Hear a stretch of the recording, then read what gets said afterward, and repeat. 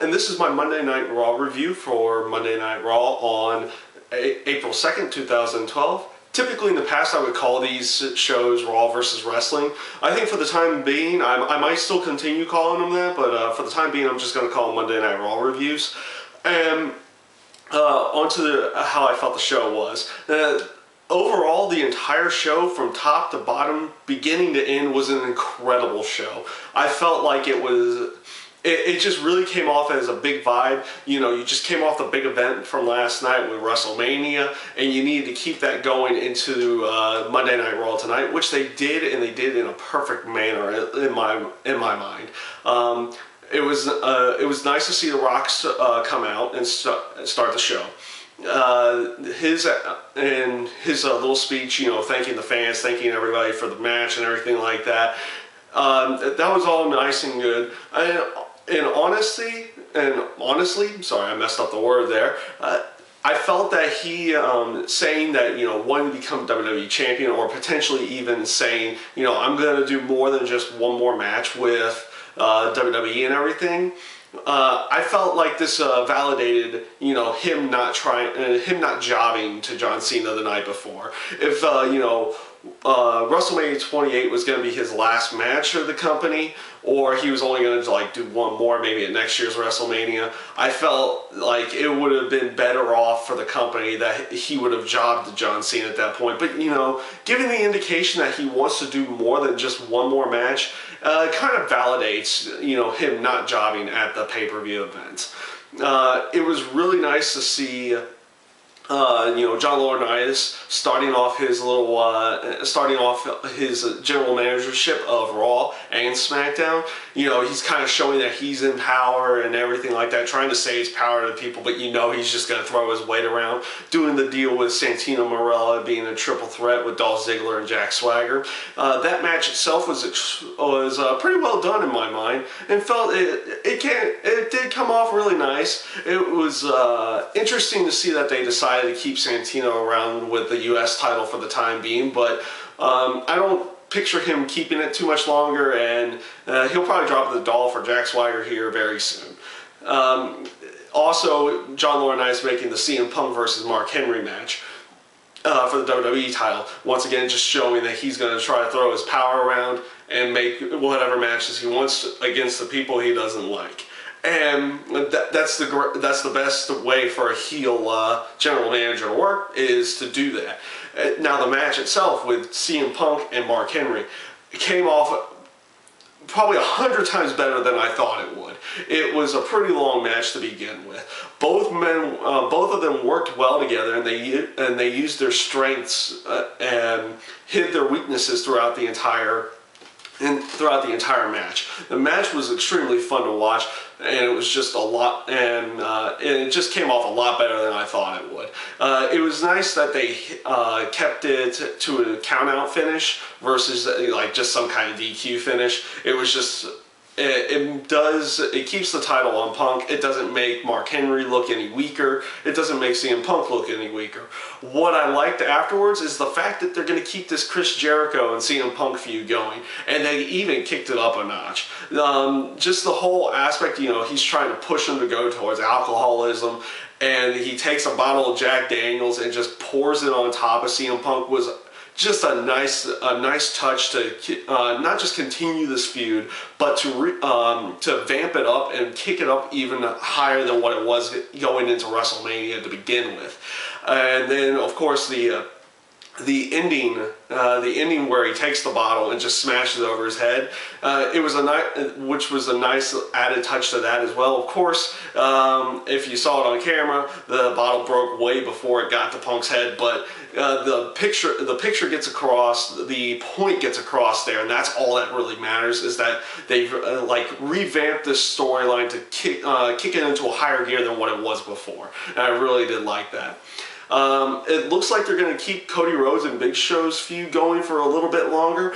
I don't mind this. Like I said, with the night before where Big Show won the title, kind of just role reversal there, and he did a Cody Rhodes embarrassing moment at WrestleMania, and basically just showed Cody Rhodes getting knocked out from WrestleMania there, costing him his match with Kofi Kingston. That was a nice little tidbit, and it was nice to see that they're going to potentially keep this storyline going for a little bit as well.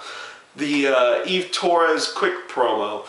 First of all, it's interesting to see a female get a reaction that's not Beth Phoenix or Karma at this point.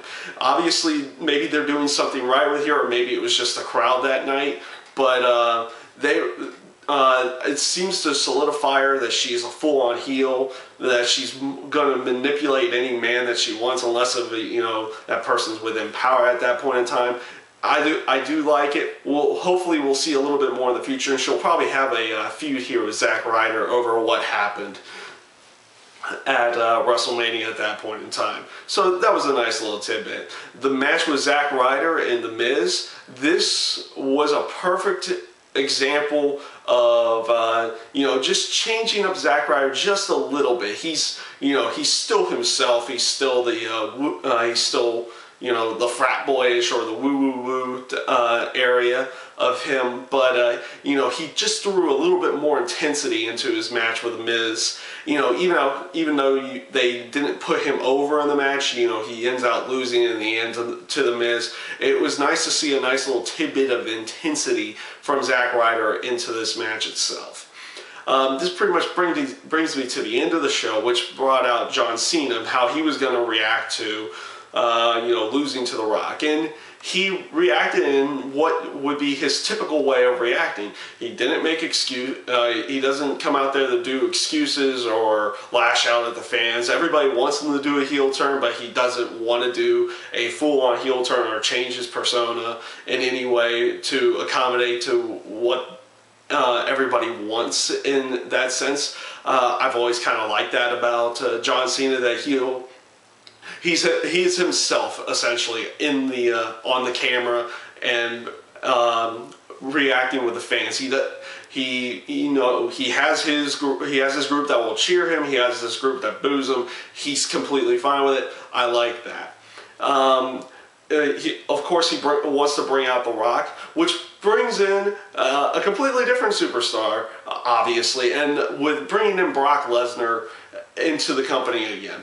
On a personal note, for me, I don't care much for Brock Lesnar. I liked his UFC run, but him back in the WWE, for me, it means almost nothing. It's, of course, a huge return, and I feel like they did this return extremely well. They kind of just...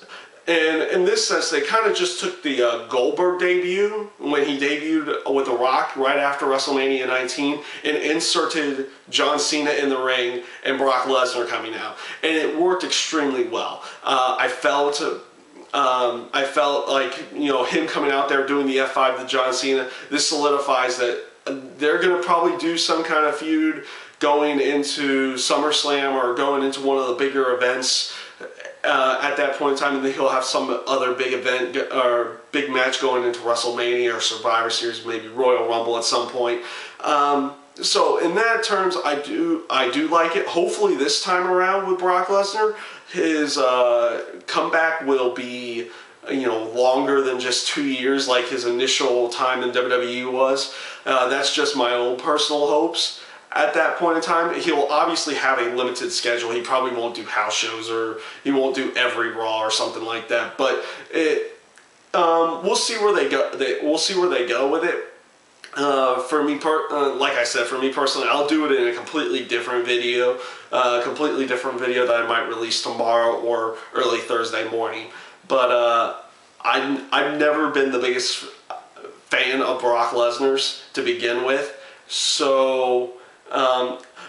Hopefully, with his comeback and everything, maybe they'll change it. It'll change my mind on him. And it's not that I wasn't a fan of Brock Lesnar forever. It's just I never really cared for him in WWE. I was a big fan of his in UFC, and how he and everything he was in there with at that point in time. Of course, he retired because of his because of the disease he had and all the problems that he had at that point in time. Completely understandable. It's somewhat good to see him back in WWE, but for me personally, it doesn't really do too much. But I'll do that in a completely different video.